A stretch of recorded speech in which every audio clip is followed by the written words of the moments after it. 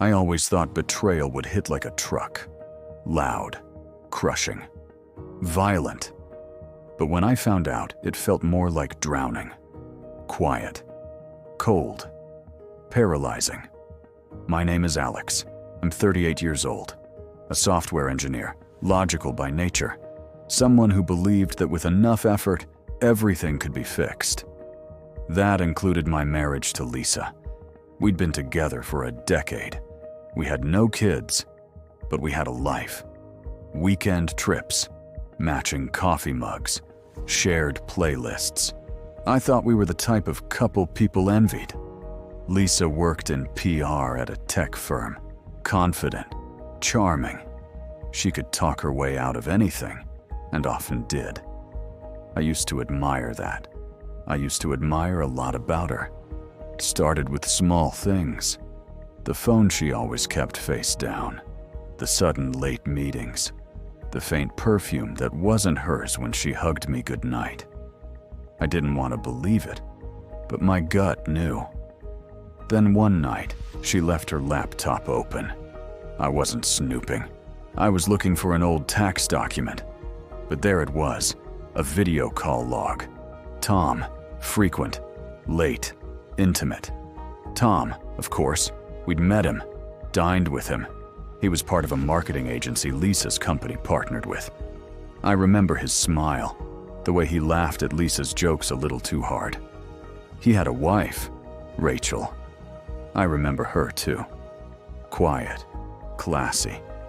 The kind of woman you assume has it all together. I didn't tell Lisa I knew. I didn't scream or confront. I observed, collected. I checked our shared cloud account, and to my shock, maybe even her arrogance, I found photos, hotel receipts, messages, selfies labeled Mark and Anna. They weren't even trying to hide. That night, I reached out to Rachel. I didn't know what I expected. Maybe denial, maybe fury. What I didn't expect was calm. "I know," she said, her voice steady. "I've known for a while." We met in person a few days later, a quiet cafe on the edge of town. She wore a gray coat and no makeup. Her eyes were tired, like mine. "I was going to leave him," she said, stirring her coffee. "But I didn't want to be the villain. I didn't want to be blamed." "Me too," I said. And in that moment, we weren't strangers anymore. We were co-survivors. Rachel was an architect, detail-oriented, brilliant. She had already mapped out a timeline of Tom's lies. She showed me screenshots, dates, hotel locations. Her files made mine look like a middle school project. "We could confront them," I said. Or, she paused, "we could make them feel what we felt. Confusion, shock, shame." Over the next month, we planned. Not in rage, not in haste. We were strategic, surgical. Rachel got access to Tom's schedule. I mirrored Lisa's. We tracked them. Not to catch, we already had proof, but to control the narrative. In the meantime, Rachel and I saw each other often. At first, to plan, then to heal. We'd talk for hours, about everything, about nothing. One evening, while going through files, I noticed she'd stopped talking. I looked up. She was crying. "I don't even think he ever really knew me," she said. "Like, I was just convenient." I wanted to comfort her. I did. And when I did, something between us shifted. No, it wasn't physical. It was deeper.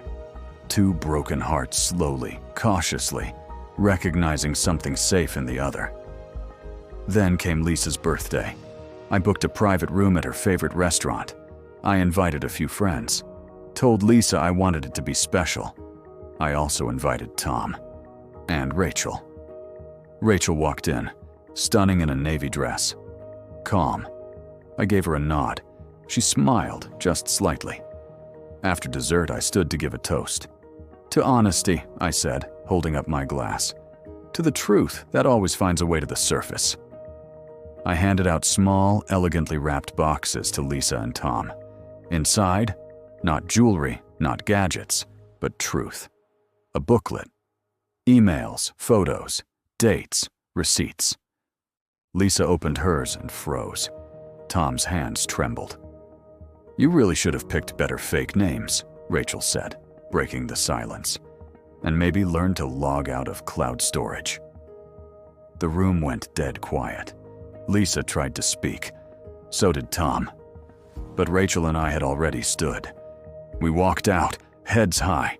No yelling, no drama, just closure. In the weeks after, Lisa moved out. I didn't chase. Tom begged Rachel to stay. She didn't.